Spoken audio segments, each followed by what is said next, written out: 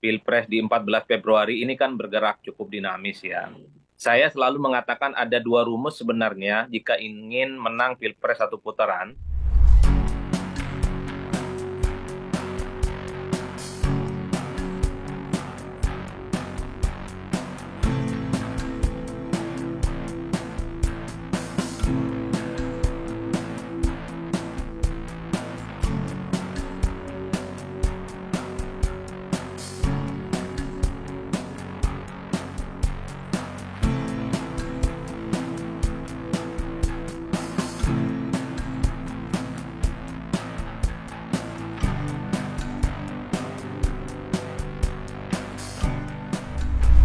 Ada dua hal ya, Mbak. Pertama, memang peta elektabilitas menuju Pilpres di 14 Februari ini kan bergerak cukup dinamis ya.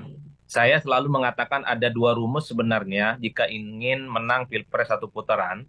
Pertama, bukan hanya harus mendapatkan suara 50% plus satu, ada sesuai dengan undang-undang ketentuannya bahwa untuk menang satu putaran yaitu harus dicek bahwa harus mendapatkan 20% minimal dari jumlah pemilih di separuh jumlah provinsi secara nasional.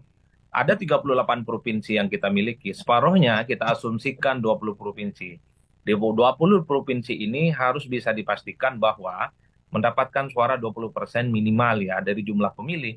Percuma mendapatkan 50% plus sekian kalau sebaran pemilihnya di 20 provinsi ini tidak mendapatkan 20% minimal. Ini yang menurut saya perlu diperhatikan secara serius karena itu sesuai dengan aturan undang-undang yang saya kira memang harus didetailkan. Di survei-survei seringkali ini tidak dimunculkan secara aklamatif ya.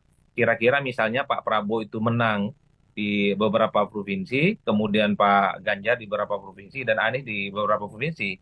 Ini tentu untuk memastikan sebenarnya siapa yang lebih memungkinkan untuk lolos di satu putaran atau ada kemungkinan lolos di putaran kedua. Nah, yang ketiga, Mbak Cynthia, kalau kita Ya, dulu menganggap bahwa Jawa itu adalah kunci, betul Jawa adalah kunci, tapi dengan asumsi bahwa itu tidak ada putaran kedua. lima oke. puluh persen artinya dia bisa ditetapkan sebagai pemenang pemilu ya 50% plus sekian maksudnya. Ya, Tapi kalau ketentuan undang-undang tidak sesederhana itu, minimal mendapatkan 20% dari jumlah pemilih di separuh jumlah provinsi yang saya kira ini bukan perkara gampang karena ini mesin-mesin partai, mesin-mesin calon dan mesin-mesin pemenangan itu sampai saat ini sama-sama semakin solid dan semakin konsolidatif.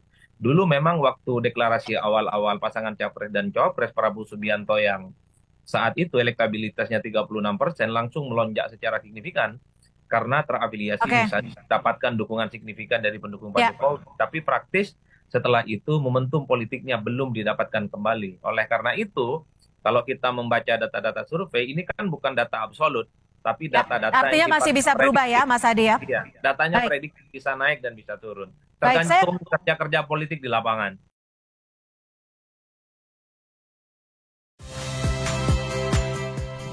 Saya Muhammad Syahreza. Saksikan program-program Kompas TV melalui siaran digital, pay TV, dan media streaming lainnya. Kompas TV, independen, terpercaya.